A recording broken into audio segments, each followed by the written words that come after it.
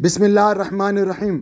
अस्सलाम वालेकुम व रहमतुल्लाहि व बरकातुहू। आप सबका ताज़ा गल्फ़ न्यूज़ में स्वागत है, इस्तकबाल है, वेलकम है। आप सबसे गुजारिश की जाती है हमारा स्पेशल बुलेटिन आखिर तक देखें, जिसमें सबसे पहले हज़्म मामूल न्यूज़ होगा, उसके बाद मोटिवेशन, फिर फाइनली आपको इसके अंदर सुख दुख में एक दूसरे का कैसा साथ दे इसका अवेयरनेस होगा। आप लोगों से स्पेशल गुजारिश की जाती है हमारे चैनल को लाइक करें, सब्सक्राइब करें और दूसरों से शेयर करें, और फाइनली हमें कमेंट करके बताइएगा कि कैसा हम इसको इम्प्रूवमेंट करें।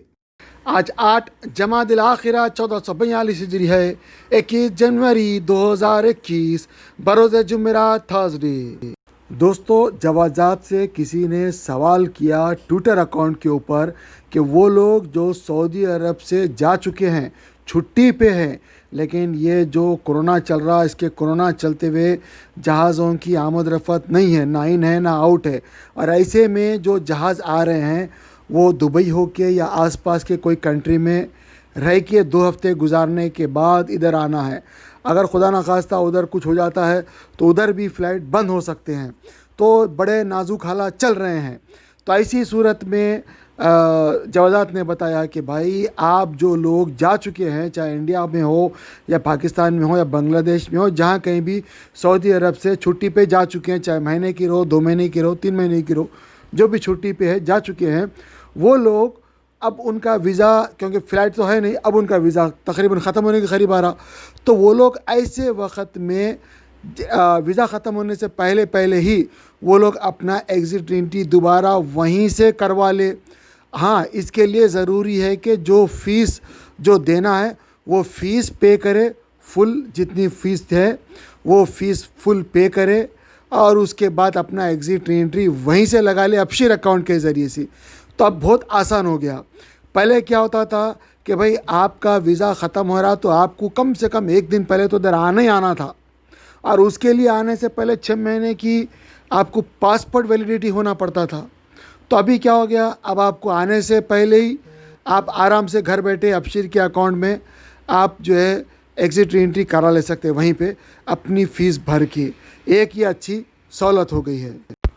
दूसरी एक न्यूज़ ये है कि जो लोग सऊदी अरब में ऑलरेडी, चाहे वो विज़िट वीज़ा पे हो या फैमिली वीज़ा पे हो, ऐसे वीज़ा पे जो काम नहीं करते, ज़ाहिर बात है इन लोगों को 2 हफ्ते या महीना 2 महीने से ज़्यादा नहीं रखते, लेकिन कोरोना के चलते हुए इनके वीज़े भी एक्सटेंड हो रहे हैं हर महीना। अगर किसी ने 3 महीने का कराया या 6 महीने का कराया तो उसको हर 3 महीने और हर 6 महीने का हो रहा है। जैसा कि आपको पता है, माशाल्लाह हमारे वालदा का हर महीने मेरे को एग्ज़िट एंट्री हो रहा है हमारे वालदा का, और वो माशाल्लाह 1 साल 4 महीने हो चुके हैं उनको। कोरोना के चलते अल्हम्दुलिल्लाह उनका हर महीने 100 रियाल देना है, और साथ में मेडिकल कराना है, मेडिकल कंपलसरी कराना है। तो 6-6 महीने का मेडिकल करा लिए, महीने महीने का ये करा लिए, क्योंकि बहुत सारे लोग क्वेश्चन में से कर रही है, तो मैं सोचा ये बात भी थोड़ा बता दूं। तो मैं जवादात का एक अलग से पूरी जवादात की रिपोर्ट उसके अंदर मैं दिया हुआ हूँ, कैसा जवादात में आप इंटर हो, कैसा जवादात में आपको सबमिट करना है। इन सब के लिए अगर आप डायरेक्ट खुद जाते हैं तो आपको कई मुश्किलात का सामना करना पड़ता है, क्योंकि एक तो पहली बात तो आपको अरबी नहीं आती, दूसरी बात आपको पूरे फार्मेलिटीज़ जो है वो नहीं मालूम, डॉक्यूमेंट कैसा लगाना वो नहीं मालूम। इसके बजाय जस्ट एक 15-20 रियाल 25 रियाल के अंदर जवादात ऑफिस के सामने ही सऊदी लोग हैं, वो माशाल्लाह बहुत अच्छे लोग हैं, और मैं इंटरव्यू बनाया हुआ हूँ उनके पास ज़रूर जाइएगा। उनका पूरा नंबर है, कॉन्टैक्ट नंबर है। दूसरे लोग 250-200 ऐसा ले रहे हैं, वो बेचारे 15-20 रियाल ले रहे हैं। शक्ल से ही माशाल्लाह वली लगते हैं। जब उनके दुकान पे जाएंगे तो पता चल जाएगा भाई आपका काम हो जाएगा, माशाल्लाह ऐसे वली लोग हैं। तो जब आप उनके पास जाएंगे तो पूरा वो कंप्यूटर में आपका डाटा फिट कर देंगे जवादात के डाटा से। तो जवादात के डाटा से जब आपका डाटा मिल जाएगा, जब आप उनके पास पूरा कंप्लीट इन्फॉर्मेशन आ जाएगी, फिर आपको पूरी फार्मेलिटीज़ के जो पेपर्स है, डॉक्यूमेंट, वो आपके हाथ में दे देंगे, फिर आप जवादात को जाना।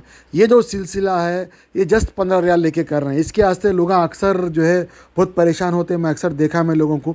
तो आप लोग ये सहूलत का ज़रूर इस्तेमाल करें, आपको इंशाल्लाह फ़ायदा होगा। फिर भी अगर कोई डाउट वगैरह है कमेंट करके बताइएगा, ताकि हम आपके सवालों का जवाब दे सकें। नबी अकरम सल्लल्लाहु अलैहि वसल्लम ने 3 बातों पर अल्लाह की कसम खाई है। बिस्मिल्लाहिर्रहमानिर्रहीम, नहमदुहु व नसल्ली अला रसूलिहिल करीम, अम्मा बाद। नबी अकरम सल्लल्लाहु अलैहि वसल्लम 2 कामों पर खुशखबरी और 1 काम पर अल्लाह की कसम खाकर डराया है। رسول اللہ صلی اللہ علیہ وسلم نے ارشاد فرمایا، 3 باتوں پر میں اللہ کی قسم کھاتا ہوں۔ نمبر 1، صدقہ دینے سے آدمی کا مال کبھی کم نہیں ہوتا۔ نمبر 2، اپنے اوپر ہونے والے ظلم پر اگر کوئی شخص صبر کر لے تو اللہ تعالیٰ اس کی عزت میں اضافہ فرما دیتا ہے۔ نمبر 3، جو آدمی لوگوں کے سامنے ہاتھ پھیلانے لگے اللہ تعالیٰ اس پر غربت کا دروازہ کھول دیتا ہے۔ اللہ تعالیٰ سے دعا ہے ہمیں اللہ کے راستے میں خوب خرچ کرنے اور ظلم ہو تو صبر کرنے کی توفیق عطا فرمائے، اور کبھی اللہ کے سوا کسی کے سامنے ہاتھ پھیلانے سے محفوظ فرمائے۔ آمین یا رب العالمین۔ دوستو، آج امریکہ میں جو بائیڈن صاحب 46ویں پریزیڈنٹ کے طور پہ حلف اٹھا لیے ہیں۔ ادھر ان کے پرانے پریزیڈنٹ جو تھے ٹرمپ صاحب، وہ فلوریڈا کے لیے نکل گئے ہیں، اور یہ 150 سال کی ہسٹری میں پہلی مرتبہ ایسا ہوا ہے کہ بھائی پرانا پریزیڈنٹ نئے پریزیڈنٹ کو استقبال کے طور پہ ہاتھ پکڑ کے اپنے محل شاہی میں لے کے جاتا ہے۔ وہاں پہ حلف برداری ہوتی ہے، وہاں پہ سب لوگ رہتے ہیں، لیکن یہ 150 سال کی ہسٹری میں پہلی مرتبہ ہوا۔ ٹرمپ صاحب نے جو بائیڈن صاحب کو دعائیں دے کر ویسے ہی ہیلی کاپٹر میں بیٹھ کے فلوریڈا چلے گئے، اور فلوریڈا میں ان کا بہت شاندار استقبال ہوا ہے۔ اور دوسری طرف جیسا کہ ہم نے بتایا کہ 46ویں پریزیڈنٹ کے طور پہ جو بائیڈن صاحب اور وائس پریزیڈنٹ کے طور پہ کملا ہیرس کو شپث دلائی گئی، اور اس درمیان میں تمام لوگوں نے ان کا استقبال کیا۔ ان لوگوں نے بھی وعدے کیے ہیں کہ ملک کو بہت اچھی طریقے سے ترقی دیں گے، اور سب کا خیال رکھیں گے، اور سب کا ساتھ دیں گے، سب کا وکاس کریں گے۔ اب دیکھنا ہے آنے والے وقت میں کیا ہوتا ہے، وہ جو خبریں ملے گی انشاءاللہ ہم آپ کے سامنے اپڈیٹ ضرور کریں گے۔ دوستو، کورونا کی شکل مختلف طور پہ مختلف ملکوں میں الگ الگ آ رہی ہے۔ فی الحال کورونا سعودی عرب کے اندر ایک دم بڑھ گیا ہے، ٹھاٹھی ہو گیا ہے۔ اسکرین کے اوپر آپ امارات، دبئی، پاکستان، امریکہ تمام لوگوں کا آپ ڈیٹا دیکھ سکتے ہیں۔ اس وقت جو ورلڈ میں ایکٹیو لوگ ہیں 25.376 ملین لوگ اس وقت ایکٹیو ہے کورونا کے اندر میں، اور جو ڈیتھ واقع ہو چکی ہے 2.074 ملین لوگوں کی ڈیتھ واقع ہو چکی ہے، اور جو شفا یاب ہو چکے ہیں 69.535 لوگ شفا یاب ہو چکے ہیں، اور اب تک جو ویکسین لے چکے ہیں آہستہ آہستہ ان کا آنکڑا، ان کی تعداد بڑھ رہی ہے۔ اسکرین کے اوپر آپ دیکھ سکتے ہیں 46.891 ملین لوگ اس وقت ویکسین لے چکے ہیں پوری دنیا میں، جہاں جہاں بھی ویکسین پہنچا ہے۔ بہرحال یہ تو ہے کورونا کی خبریں، اور آپ کیا پالن کر رہے ہیں کورونا سے بچنے کا؟ کیا کیا چیزیں آپ سیفٹی کے طور پہ استعمال کر رہے ہیں یا نہیں کر رہے ہیں؟ ضرور کمنٹ کر کے بتائیے گا، تاکہ ان لوگوں کو سبق مل سکے جو کورونا کے چیزوں کا پالن نہیں کرتے ہوئے کورونا کے اندر مبتلا ہو گئے ہیں۔ ہم دعا کرتے ہیں اللہ تعالیٰ تمام لوگوں کو صحت یاب کرے، شفا یاب دے، ہدایت دے، اور جو لوگ پریشان ہیں ان کے پریشانیوں کو بھی دور کرے۔ آمین۔ بسم اللہ الرحمن الرحیم۔ السلام علیکم ورحمۃ اللہ وبرکاتہ۔ دوستو، آج کی میری ویڈیو کا عنوان ہے بیوی کو گالی دینا کیسا ہے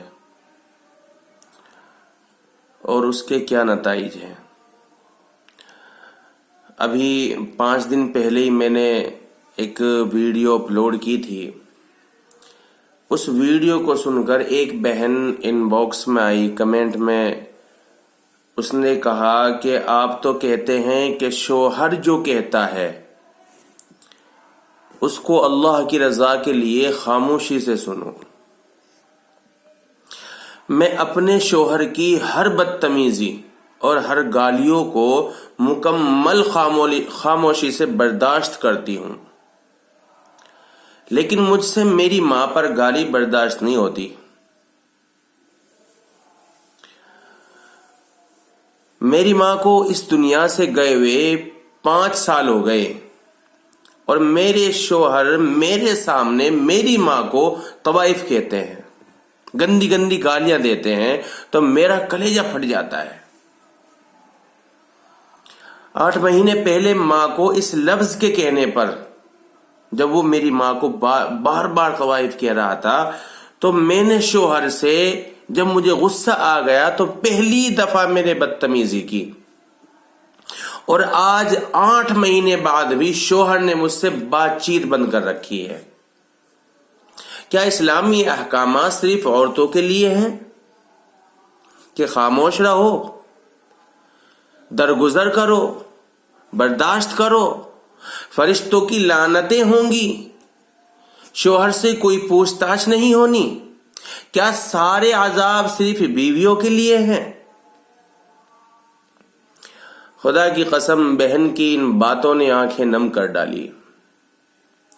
مزید کہنے لگی کہ میرے شوہر کو میری ماں سے یہ شکوہ تھا، یہ شکایت تھی کہ بڑے داماد کو جہیز میں بائک دی اور مجھے نہیں دی، حالانکہ جب بڑی بہن کی شادی ہوئی اس وقت حالات بہتر تھے، لیکن پھر ابو کا انتقال ہو گیا، میری ماں نے قرض لے کر میری شادی کی لہذا زیادہ سامان نہ دے سکی۔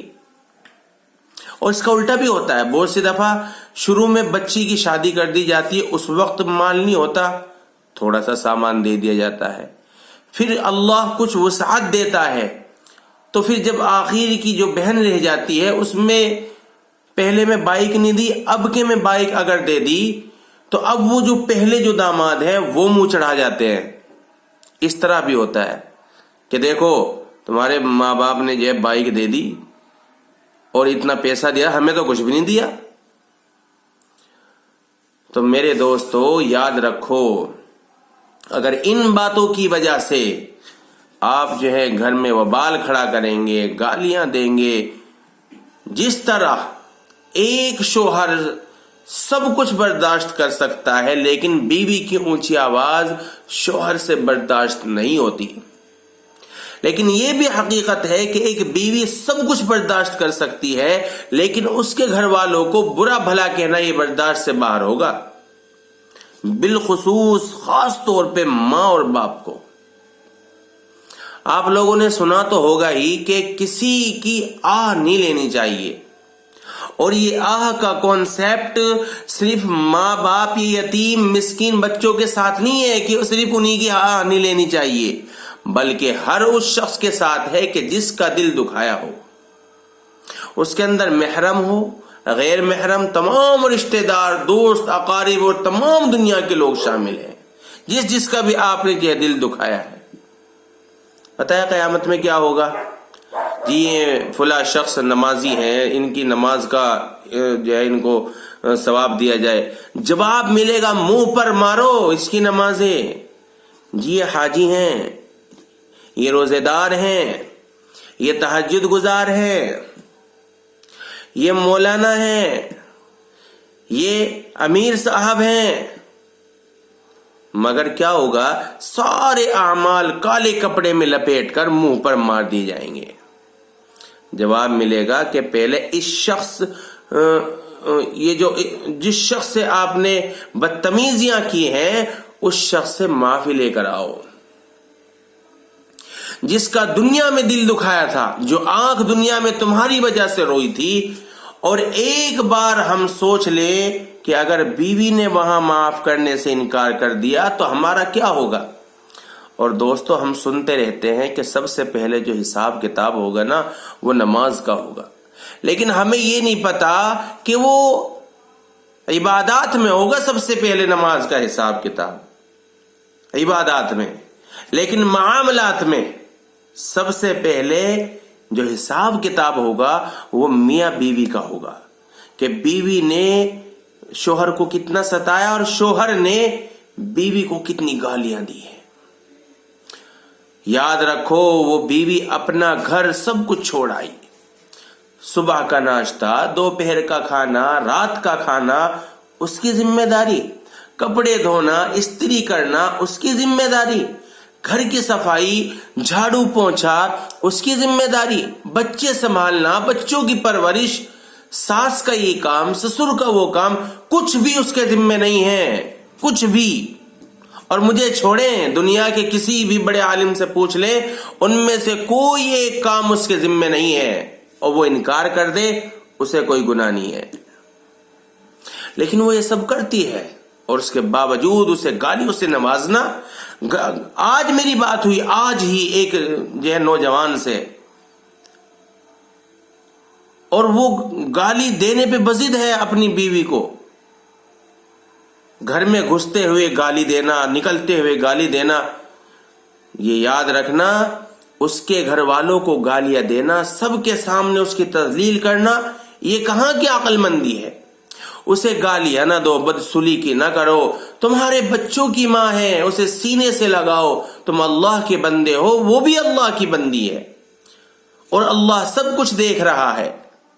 آگے چل کے تمہاری بھی بچیاں ہوں گی, کل کو تمہاری بچیوں کو بھی کوئی ستائے گا, تم پہ کیا گزرے گی. ہمارے استاد محترم کا ایک جملہ جو وہ اکثر اپنے بیانات میں فرماتے تھے کہ اگر حقوق نہیں دے سکتے نا تو پھر روزے رکھو, لیکن کسی کی بچی کی زندگی برباد مت کرو. تو شوہر تو محافظ ہوتا ہے, اور جب محافظ ہی بیویوں کو گالیاں نکالنا شروع کر دے تو پھر اس گھر میں کوئی خیر نہیں ہوتی. تو دوستو یاد رکھیں, بیوی کو سینے سے لگا کے رکھیں, اسے گالیاں نہ دے. آپ اگر گالیاں دو گے, ان گالیوں کی وجہ سے بڑے بڑے فساد پیدا ہوتے ہیں. اللہ ہمیں سمجھ عطا فرمائے. تو دوستو اگر یہ ویڈیو آپ کو اچھی لگی ہو تو دوستوں تک ضرور پہنچائے. ہو سکتا ہے آپ کے پہنچانے سے کوئی گالیاں دینا بند کر دے. اللہ ہم سب کو عمل کی توفیق عطا فرمائے. السلام علیکم ورحمۃ اللہ. فروزن شولڈر کے دونوں پریشان پیشنٹ تھے اور دونوں خوش ہو کے جا رہے ہیں, ایک MP سے اور ایک ہمارے بھیونڈی سے. کیا بات, پیچھے اٹھا, بہت اچھا, بہت